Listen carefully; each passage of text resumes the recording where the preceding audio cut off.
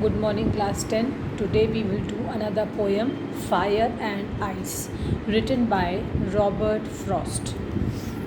In this poem, Through Fire and Ice, the poet is talking about two strong emotions which we have, which human beings possess: the emotion of desire and the emotion of hatred. I think you must note it down that through fire and ice, the poet is trying to discuss two strong emotions which are present in nearly all human beings: the emotion of desire and hatred. Through fire, the emotion of desire is being discussed in this poem. Fire is a symbol of desire and ice is the symbol of hatred. Now let us read the whole poem once and then see what is the meaning of each stanza. Fire and ice. Some say the world will end in fire. Some say in ice. From what I have tasted of desire, I hold with those who favor fire. But if it had to perish twice, I think I know enough of hate to say that for destruction, ice is also great and would suffice or suffice as you pronounce. Now let us see the deep meaning hidden in every line. Let us come to the first stanza. Some say the world will end in fire, some say in ice. In the first stanza, the poet is saying that some people are of the opinion that the world one day will end in fire. The temperature in the world will rise to such an extent that everything will burn. Fire will engulf everything and the world will come to an end. From what I have tasted of desire. Now, in the third line, the poet says, from what I means the poet, I have tasted of desire. Tasted here means from my experiences of life. The poet is saying, from whatever I have experienced in life, from what I have tasted of desire, whatever experience regarding desire I have gathered in my life till now, I hold with those who favor fire. The poet says, I hold means I support. I support those people who favor fire. Favor fire means I support those people who think that a day might come when fire is going to end this world. I am repeating the explanation of the whole stanza once again. The poet is saying in this stanza that some people say that earth will get heated up so much. A day will come when the earth will get heated up so much that it will lead to fire. The temperature will rise to such a degree that it will lead to fire.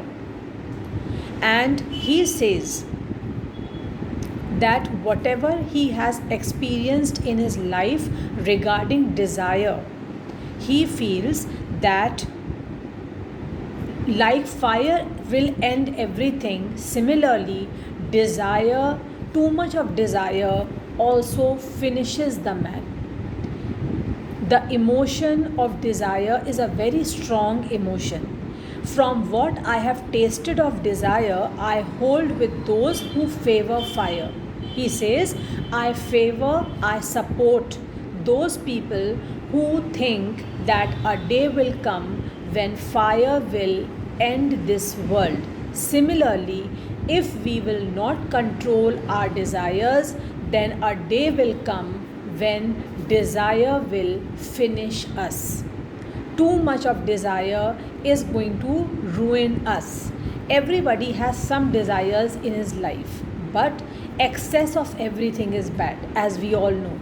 So similarly, in these last two lines of the first stanza, the poet says, from what I have tasted of desire, from whatever I have experienced in my life, as far as desire is concerned, he says, I hold with those who favor fire. That means I support those people, I am with those people who say that fire will finish this world one day.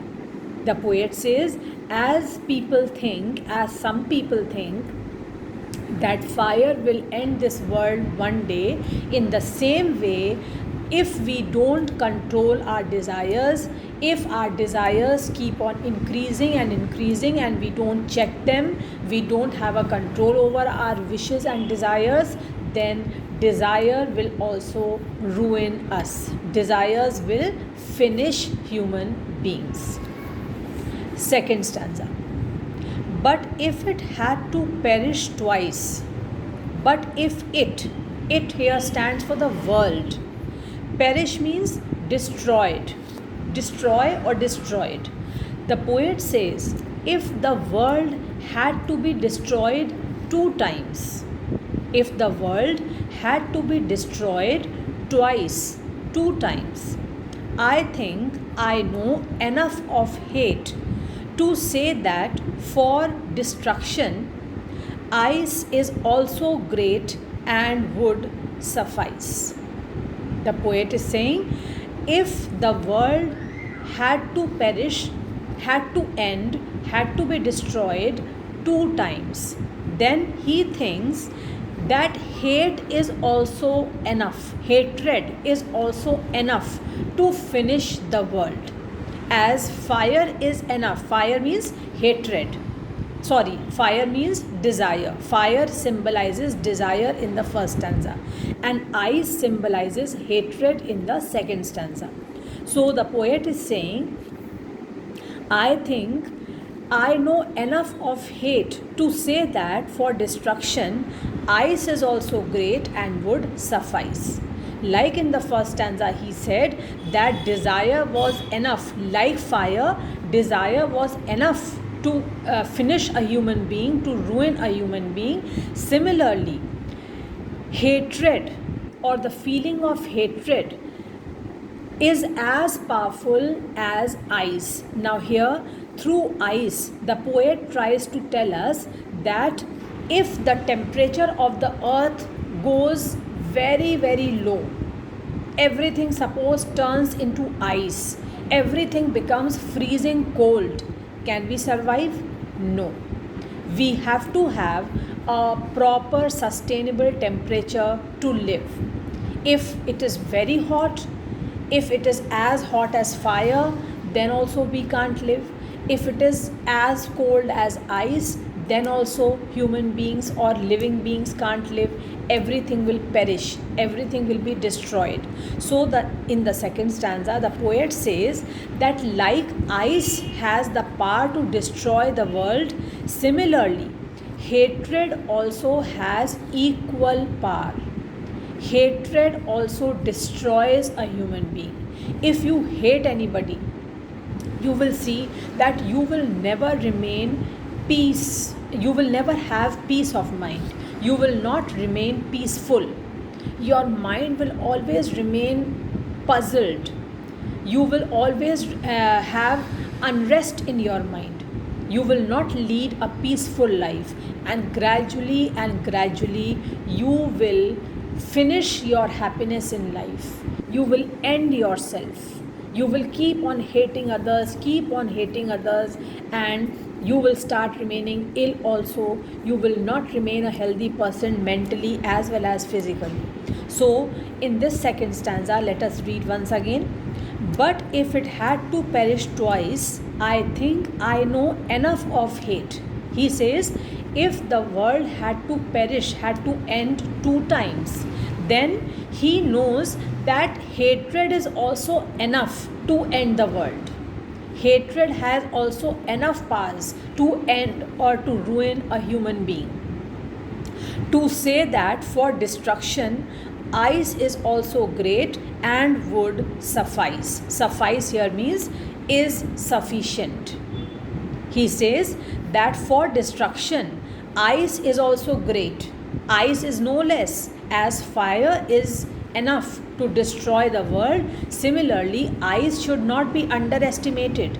Ice is no less, it has equal power to destroy the world, and it would also be sufficient to destroy everything. As fire is sufficient, as fire is fully capable of destroying everything in the world, similarly, ice also has equal powers and it is also sufficient to destroy everything in the world. That means through ice, in other words, the poet is trying to tell us that hatred has enough powers to destroy us.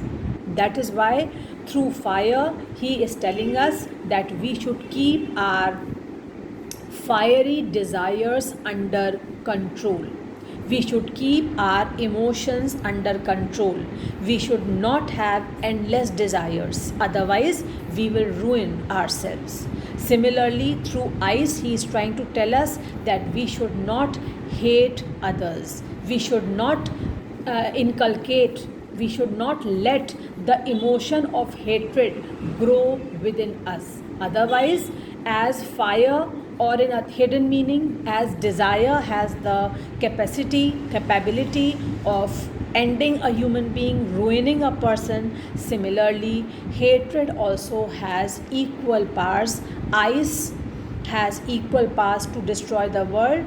In other words, the hidden meaning is hatred also has equal powers to finish a person. So, we should maintain a balance, like to sustain in the on this planet earth, to live on this planet earth, we have to maintain a balance. The temperature should be balanced. It should neither be very hot nor very cold. In the same way, our emotions should also be balanced. We should neither have excess of desires nor we should hate others. Otherwise, a time might come when we will finish ourselves, when we will ruin ourselves. Now, I am reading this whole poem once more. Fire and ice. Some say the world will end in fire. Some say in ice. From what I have tasted of desire, I hold with those who favor fire. But if it had to perish twice, I think I know enough of hate to say that for destruction, ice is also great and would suffice. Now, let us come to the literary devices used by the poet in this poem. The first literary device used is assonance. You will see that the alphabet O in the first stanza, last line, alphabet O, vowel O, is being used a number of times. I hold with those who favor fire. The vowel O has a dominant role to play in this line. So here the literary device used is assonance. Then alliteration. Alliteration, you will see in the first stanza, last line, favor fire. FF is being repeated. Then in the first line, first stanza, world will, WW is being repeated. So the literary device used in this stanza, in these lines, is alliteration. Then another literary device which the poet is using is imagery. Remember, the spelling is IMAGERY, imagery. What is imagery? It is used to make readers perceive things involving their senses. You have to imagine things. You have to perceive things involving your senses. For example, some say the world will end in fire. It is an imagination. Some say the world will end in fire.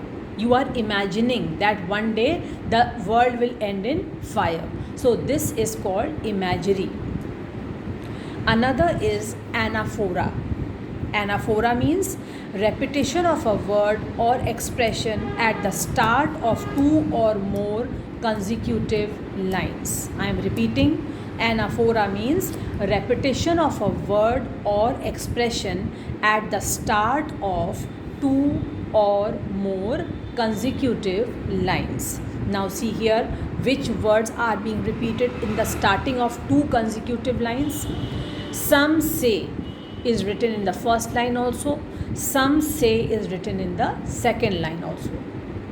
So if two words are repeated or two expressions are repeated at the starting of two consecutive lines, it is called as anaphora. Remember, it is called anaphora only when words are repeated in the starting of two consecutive lines. If they are repeated in between, then it will not be considered as anaphora. It should be in the starting. Some say, some say. This is a repetition in the starting of two consecutive lines, so it is anaphora. Another is personification. What is personification? Human qualities are given to inanimate objects. Human qualities are given to inanimate objects. Here, the poet personifies fire and ice by giving them mind and power to destroy anything. Like human beings have the capacity to destroy anything, similarly, in this poem, fire and ice have been personified by the poet by giving them power to destroy anything. Another literary device is enjambment. What is enjambment? A thought that does not come to an end at a line break, it moves to the next line. I had told you in the first poem also, the first line is continued in the second line and does not have any punctuation marks. Remember, this we have done in Dust of Snow also. The first line is continued in the second line and it has no punctuation marks. It is called enjambment. Like for example,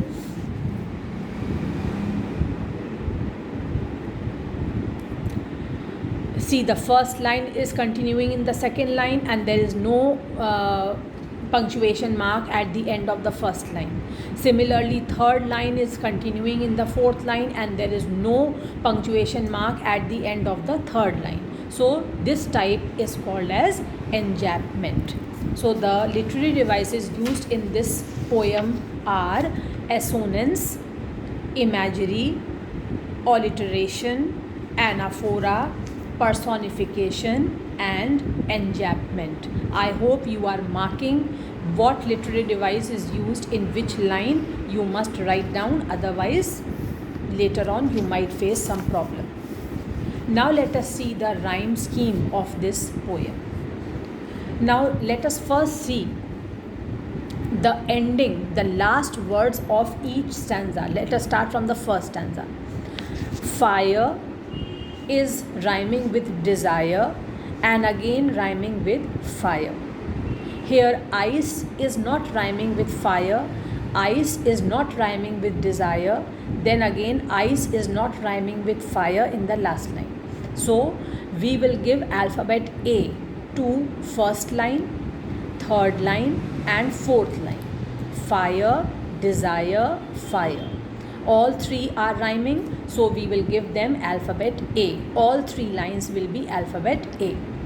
Ice is left out, so here we will give the alphabet B.